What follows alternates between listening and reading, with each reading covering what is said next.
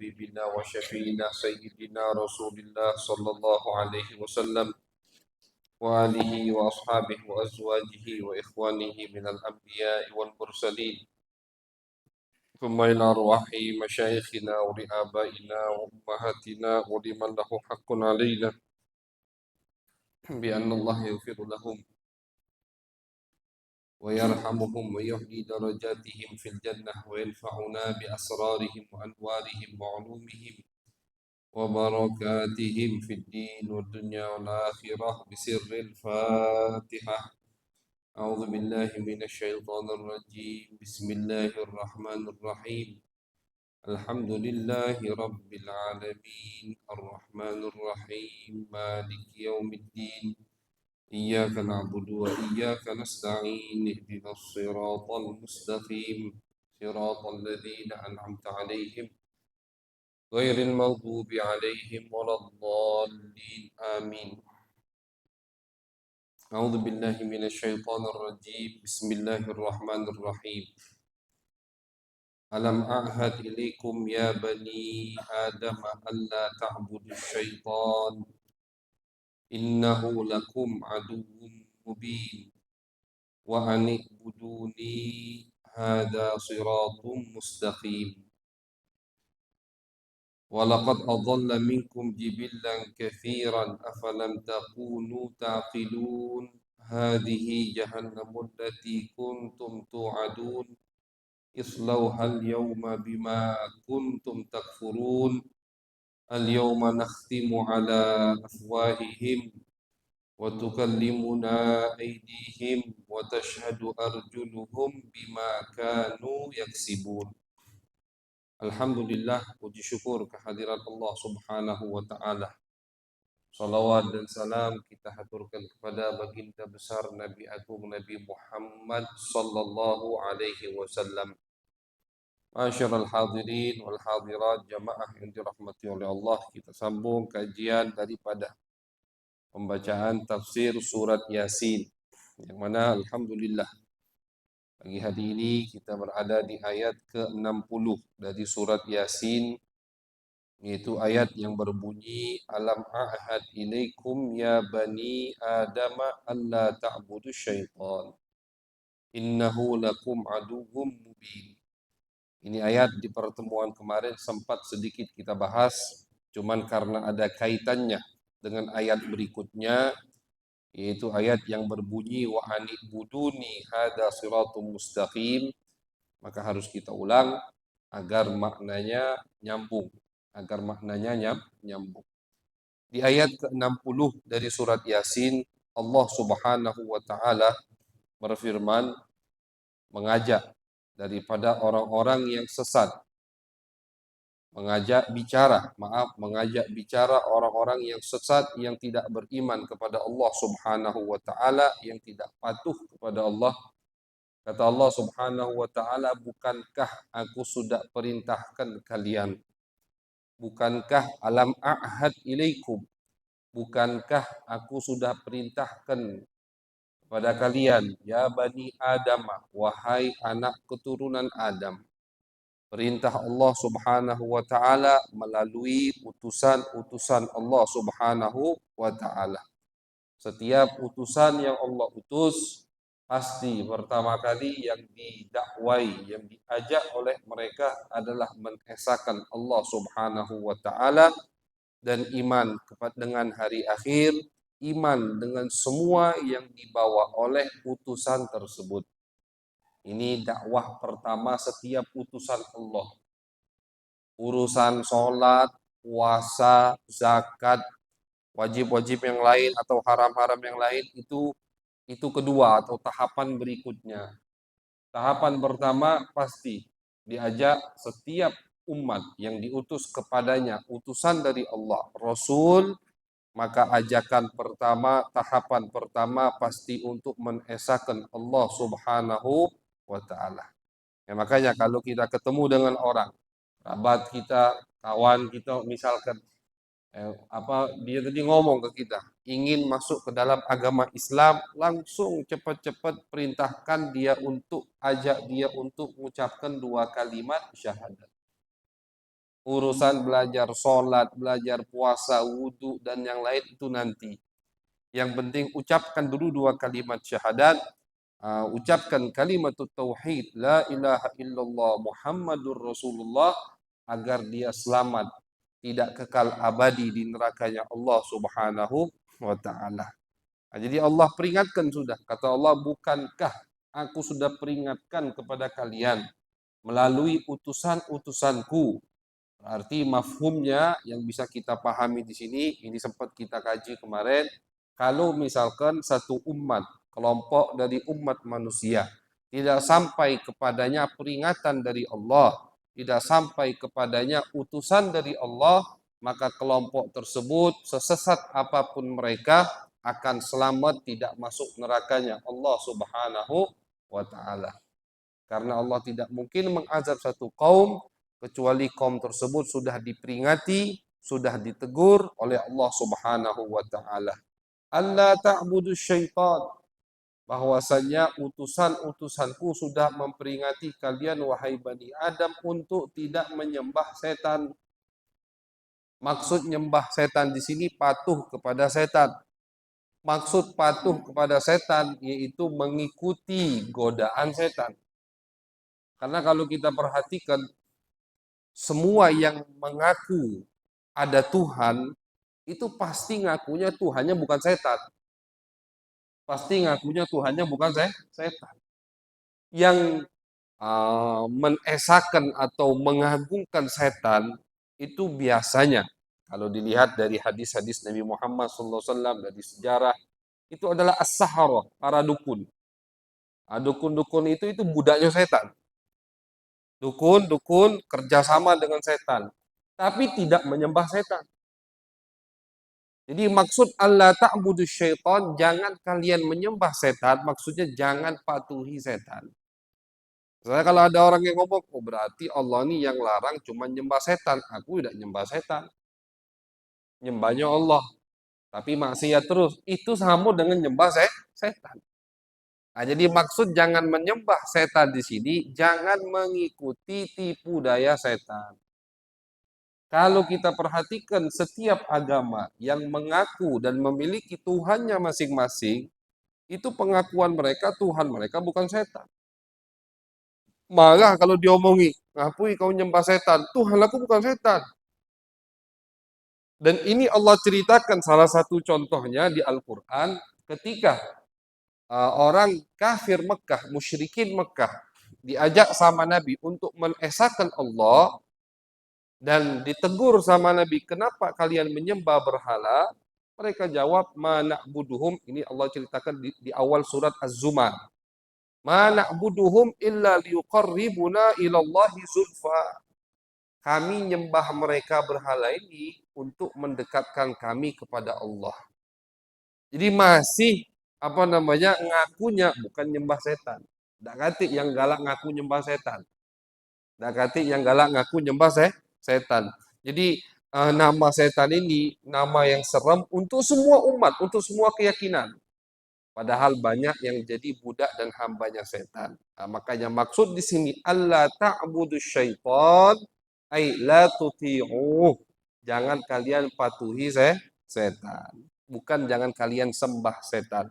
Kalau cuman yang dilarang sama Allah, cuman jangan menyembah setan, akhirnya orang punya alasan, Allah ngelarang cuman nyembah setan. Aku udah nyembah setan, tapi maksiat. Nah, maksiat itu melanggar perintah Allah sama dengan mematuhi perintah setan, mematuhi perintah setan sama dengan menyembah setan. Nah, jadi maksud Allah ta'budu syaitan, kata Allah di surat Yasin, janganlah kalian menyembah setan, jangan patuhi setan. Patuhi aku, kata Allah.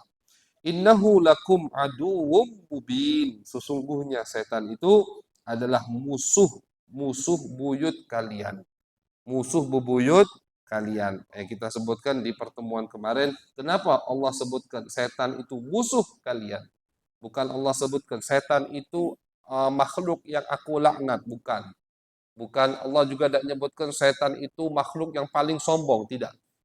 Allah tidak menyebutkan setan itu makhluk yang akan kekal abadi di api neraka, tidak. Tapi yang Allah sebutkan setan itu musuh kalian, karena ketika kita punya musuh, pasti kita tidak akan mengikuti musuh kita. Akan begitu. Nah, jadi sama Allah dikasih alasan yang sangat gampang agar kita tidak mematuhi setan. Agar kita tidak sama dengan setan. Setan itu musuh kamu. Sebagaimana kalian kalau musuhan dengan manusia, pasti akan menyimpang dari musuh kalian. Musuhnya ngomong A, dia pasti B. Musuhnya ke kanan, dia pasti ke kiri. Musuhnya maju, dia pasti mundur. Kan itu. Nah, tidak sama dengan musuh. Ini alasan yang paling gampang dan paling enak, cepat dicerna untuk kita. Makanya disebutkan sama Allah, ingat setan itu musuh kalian, musuh bebuyut kalian, maka jangan ikuti setan. Wa ani buduni. Kemudian di ayat berikutnya Allah Subhanahu wa taala melanjutkan, ani buduni, kata Allah, sembahlah aku, atiuni, patuhlah kepadaku, kata Allah, jangan patuhi setan, patuh kepadaku. Dengan apa? Dengan melakukan semua yang dibawa, yang diperintah oleh utusan Allah Subhanahu wa taala. Kita patuh sama Allah gampang, simple. Patuhi Nabi Muhammad sallallahu alaihi wasallam. Pengen dekat sama Allah, simple. Ikuti yang diarahkan oleh baginda Nabi Muhammad sallallahu alaihi wasallam. Jangan cuman setengah. Patuh sama Allah, taat sama perintah Allah, tapi tidak taat sama perintah Nabi, percuma. Taat sama Allah, tidak taat sama Nabi, percuma. Nah, maksud Allah di sini, patuhi aku dan patuhi semua perintah yang dibawa oleh utusanku. Ada orang ibadah bentuknya ibadah, amaliyah ibadah, tapi dianggap maksiat karena tidak patuh kepada Nabi Muhammad SAW. Ada seperti itu. Bentuknya ibadah, puasa. Ini lagi bab puasa, kita lagi di bulan Ramadan. Diriwayatkan dalam kitab sejarah, di tahun 8 Hijriah, itu Nabi Muhammad SAW keluar dengan sahabat dari Madinah berjumlah 10.000 pasukan. Datang perintah dari Allah untuk mensucikan kota Mekah. Keluar Nabi. Perjalanan dulu, taulah dewek. Panas. Terik matahari kota Madinah, kota Mekah, luar biasa panasnya. Perjalanan mereka dulu, tidak tertutup, terbuka. Debunya itu, atau angin, hembusan angin itu kalau musim panas, Masya Allah, sampai sekarang, abang kulit gitu. Saking panasnya. Nabi keluar dengan sahabat, jumlahnya 10.000 pasukan. Dari kota Madinah, dalam keadaan berpuasa. Lagi puasa. Keluarnya sebelum di waktu-waktu duha, waktu sebelum zawal itu. Jalan terus sampailah masuk waktu asar. Sahabat datang ke Nabi ngomong, ya Rasulullah, banyak yang pingsan. Banyak ya yang pingsan. Ada yang sampai dikipas-kipas, ada yang sampai dipercikkan banyu. Pingsan, tidak kuat. Jadi dehidrasinya luar biasa itu. Panas, puasa. Waduh. Akhirnya Nabi tidak banyak omong. Nabi di atas ontanya. Nabi minta air.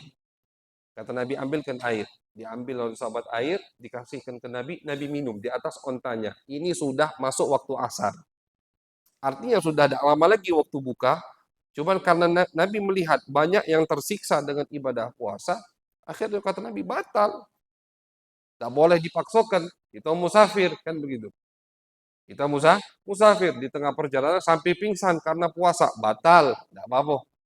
Bahkan Nabi langsung yang batalkan diri beliau sendiri. Langsung Nabi di atas ontanya minum.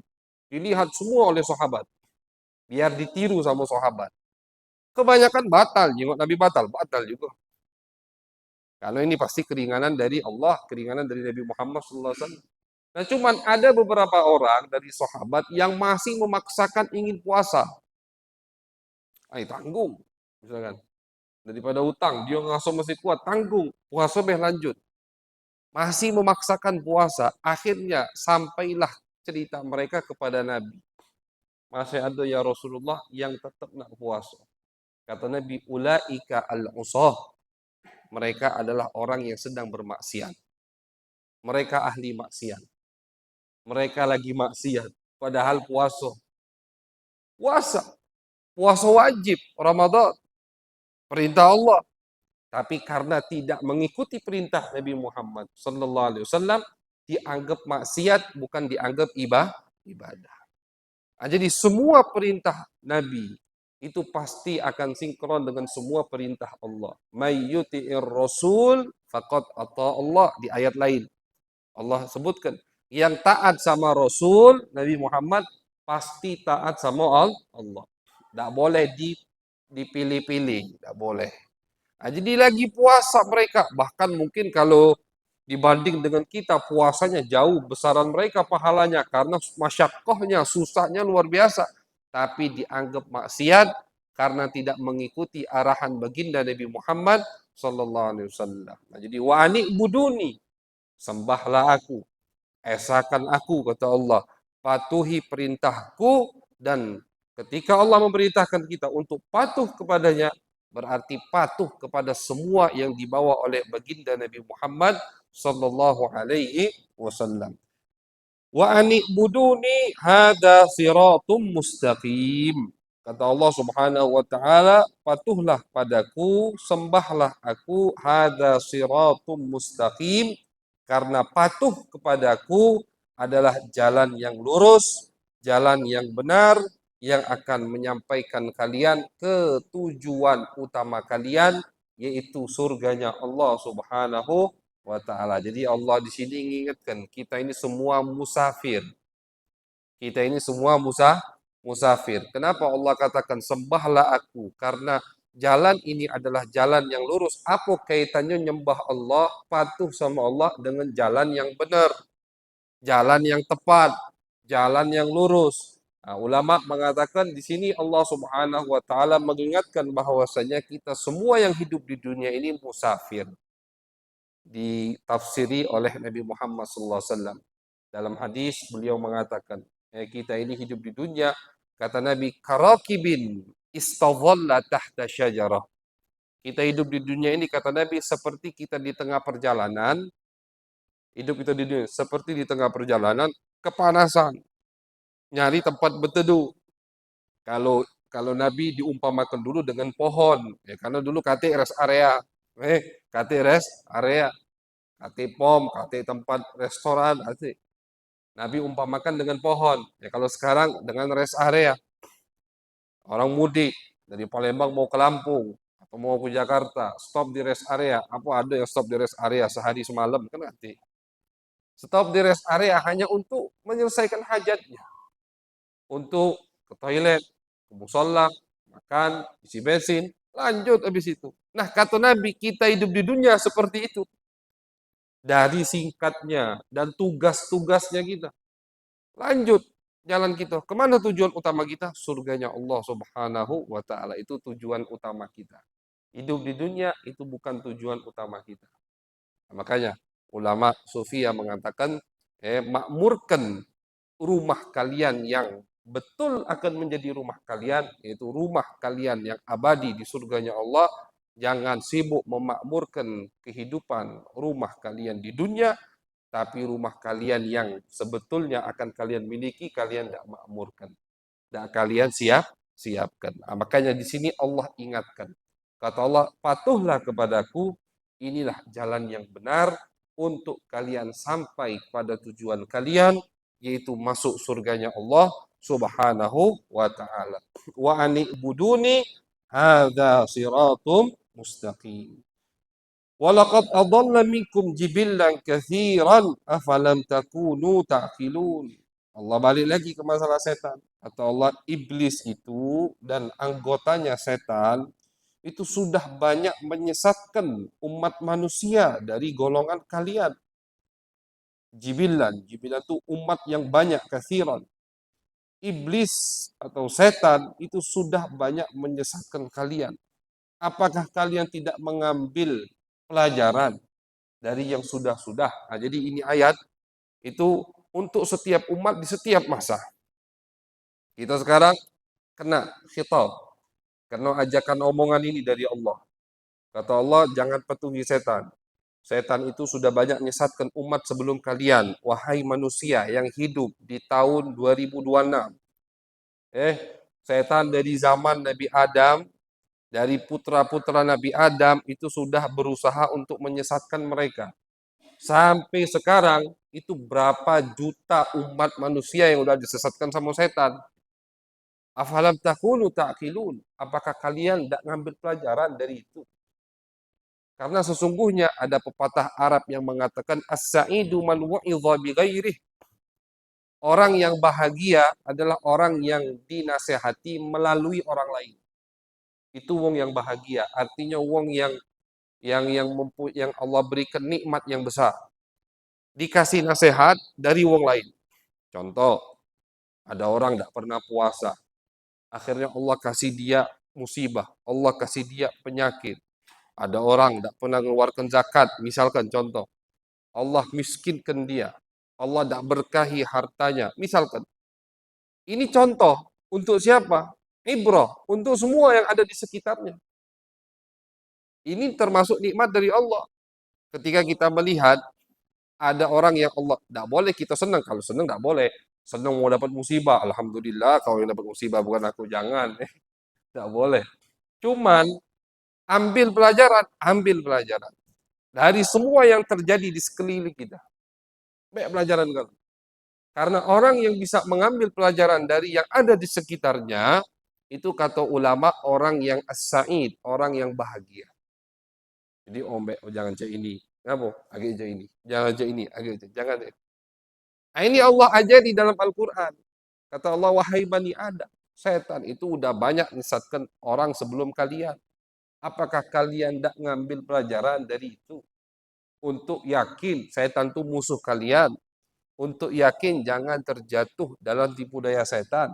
Bahkan Allah ini saking sayangnya sama umat Nabi Muhammad SAW. Apa yang nanti akan terjadi di hari akhir Allah ceritakan di dalam Al-Quran.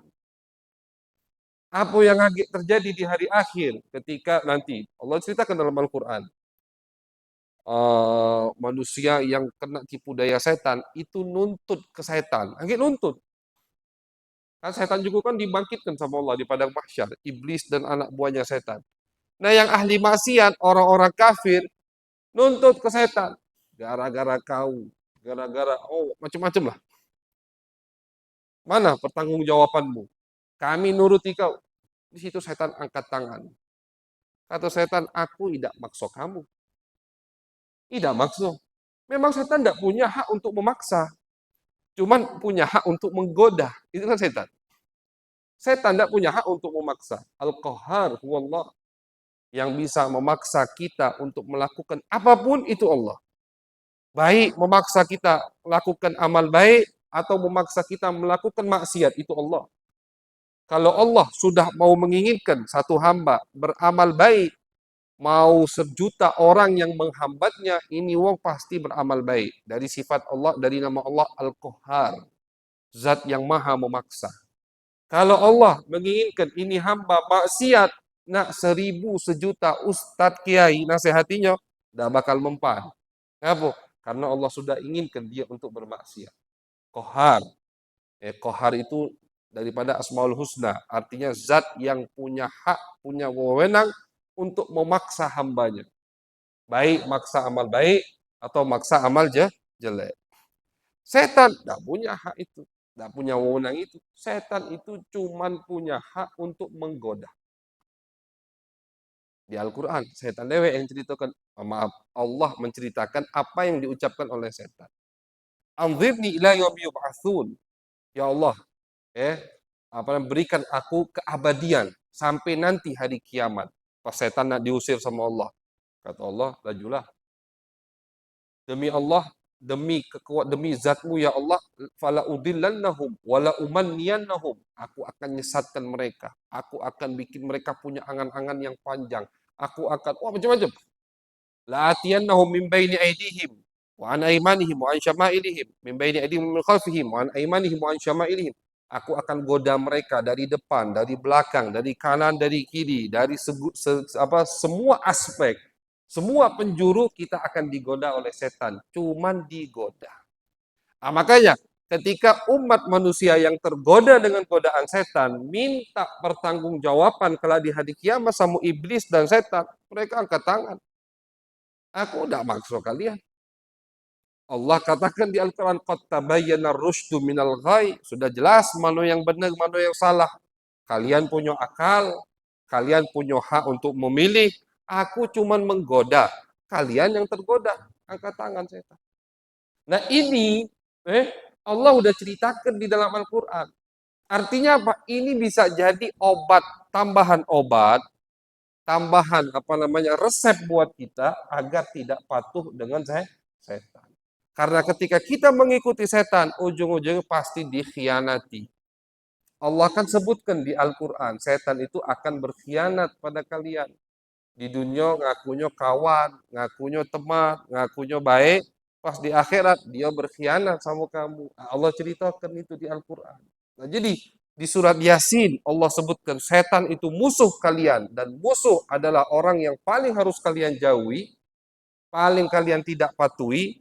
Di surat lain Allah menceritakan setan akan berkhianat kepada kalian. Kita kalau tahu ada wong yang berkhianat, kita toleh lagi tidak kan begitu. Ah ini pengkhianat. Lagi lemak datang, aku dah lemak dah datang. Kan begitu. Lagi lemak kawan, lagi saro lupa kamu kawan. Pas kita lagi lemak lagi, dia nak marah lagi. Cukup sekali. Ini kan tahu kita. Tahu dia suka berkhianat. Dia lupa kalau lagi susah. Lagi susah dia lupa. Allah ceritakan. Jadi sebetulnya memang Allah zat yang maha adil. Di Al-Quran banyak bukti keadilan Allah untuk kita. Bukti Allah sayang sama kita. Musuh kita, musuh abadi, setan, itu Allah banyak buka di dalam Al-Quran, banyak Allah kasih penawar agar kita jauh dari patuh kepada setan. Nah, jadi wani buduni, hada siratum mustaqim, walaqad adalla minkum jibillan kathiran, afalam takunu taqidun. Setan itu banyak menyesatkan umat manusia sebelum kalian. Apakah kalian tidak mengambil pelajaran dari apa yang sudah terjadi kepada mereka? Hadihi jahannamul lati kuntum tu'adun islauhal yauma bima kuntum takfurun. Hadihi, ya inilah kata Allah, api neraka jahanam. Allati kuntum tu'adun, yang kalian tunggu-tunggu, yang kalian minta-minta ketika di dunia. Ini kan orang kafir Mekah itu ketika Nabi nyebutkan ada api neraka, kata Nabi yang patuh sama aku masuk surga, yang tidak patuh masuk neraka, itu mereka nguyok istilahnya bahasa kita. Ngejek Nabi. Mana azab yang kau janjikan wahai Muhammad? Berani sampai jadi. Mana neraka yang kamu janjikan? Padahal kata Nabi, api neraka jahanam ini kalau misalkan satu tetes tumpah ke bumi, satu muka bumi ini akan hangus karena setetes api neraka jahanam. Api neraka jahanam kata Nabi warnanya hitam.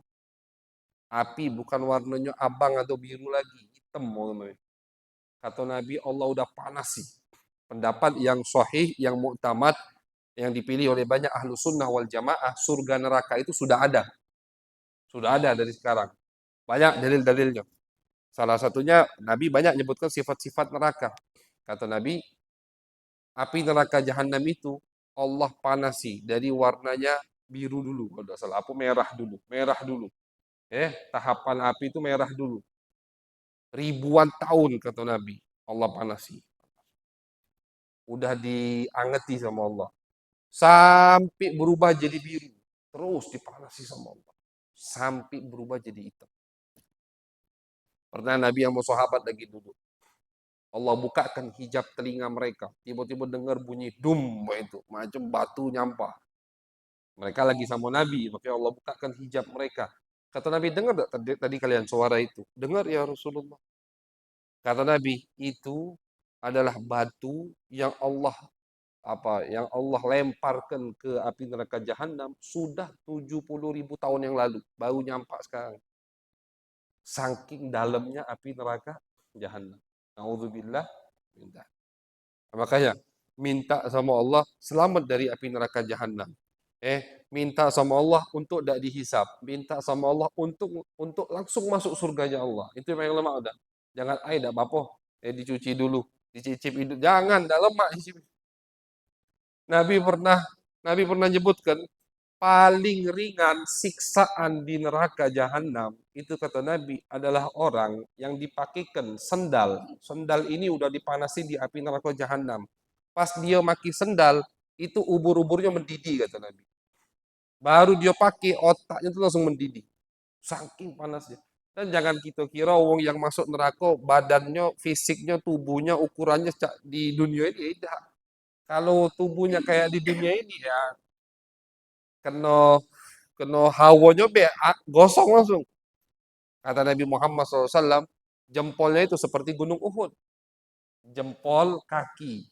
Orang yang masuk ke dalam api neraka, jahanam, itu kata Nabi sebesar gunung Uhud. Itu bau jempol kakinya. Sebesar apa badannya? Ya iya, biar lemak disiksanya kan cak itu. Setiap kulit mereka matang, gosong, Allah balikkan. Kullama nadijat juluduha baddalnahum juludan ghairaha di Al-Quran Allah ceritakan. Setiap kulit mereka matang, gosong, balikkan lagi. Sempurna lagi, disiksa lagi. Hancur, terus nanti habis. Nauzubillah min dzalik. Ini Allah sebutkan. Hadihi jahannam. Nah ini nih kata Allah. Ini kan di padang mahsyar cerita yang sudah. Nah ini neraka yang selama ini kamu tantang, yang selama ini kamu tunggu, yang selama ini kamu minta. Hadihi jahannamul lati kuntum tu'adu. Nah, makanya kita harus minta sama Allah, Allahumma inni a'udzubika min azabi jahannam. Doa dari Nabi Muhammad. Ya Allah, lindungi kami dari api neraka jahannam. Jangan masukkan kami, jangan perlihatkan kami api neraka jahannam. Serem. Nauzubillah min dzalik. Jadi sama Allah ada ini. Jahannam allati kuntum tu'adun. Api neraka jahanam yang selama ini kalian tantang, yang selama ini kalian minta-minta. Nah, ini kata Allah, masuklah.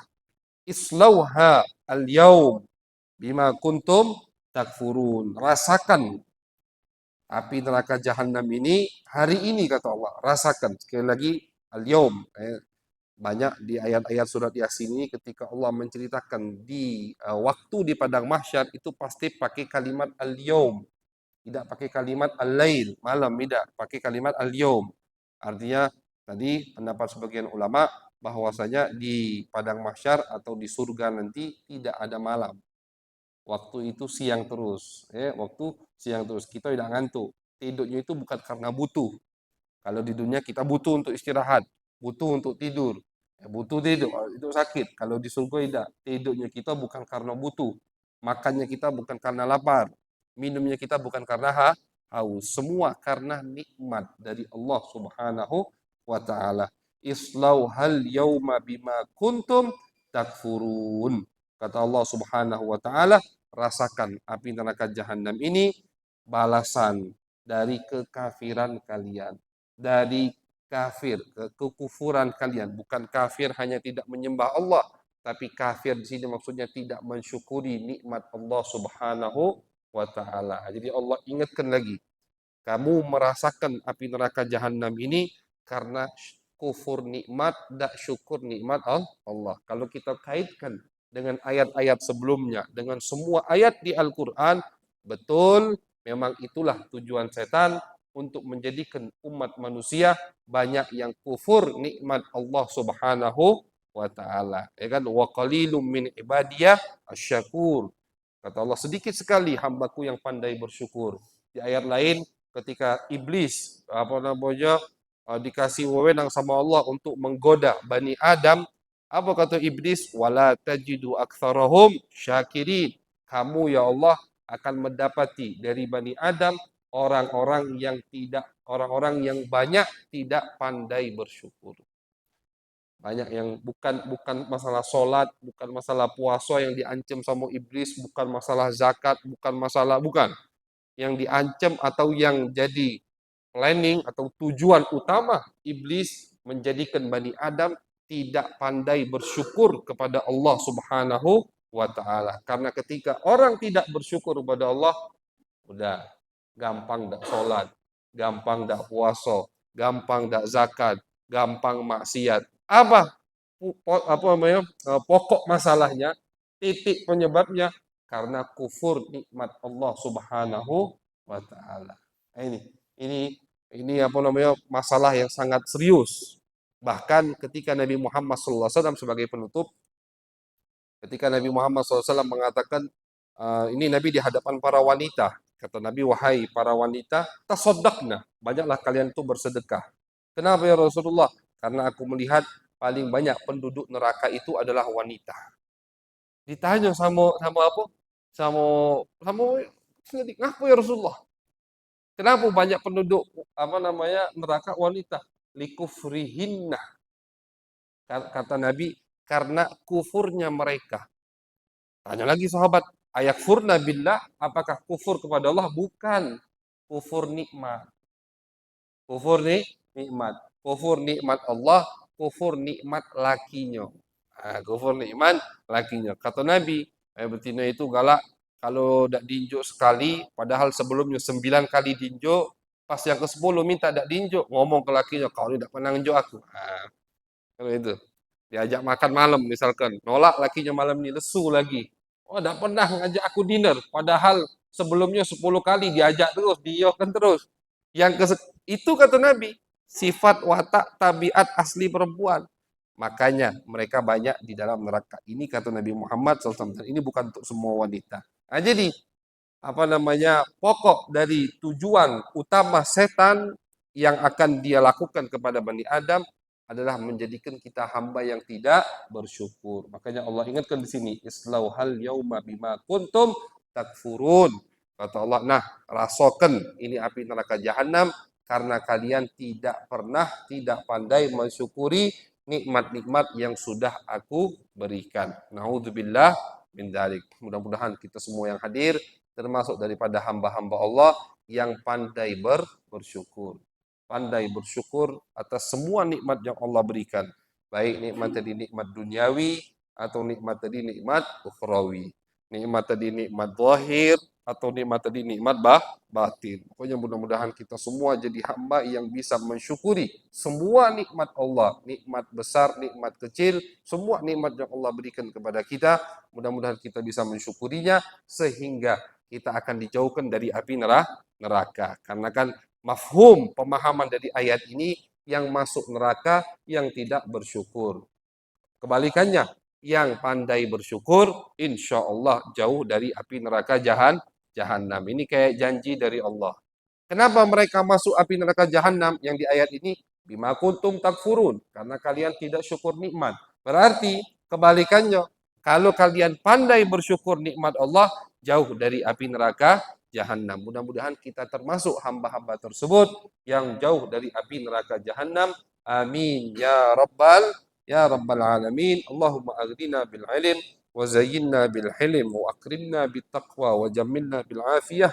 اللهم اجعل جمعنا هذا جمعا مرحوما وتفرقنا من بعده تفرقا معصوما ولا تجعل فينا ولا معنا ولا إلينا شقيا ولا محروما ربنا تقبل منا إنك أنت السميع العليم وتب علينا إنك أنت التواب الرحيم صلى الله على سيدنا محمد وعلى آله وصحبه وبارك وسلم والحمد لله رب العالمين.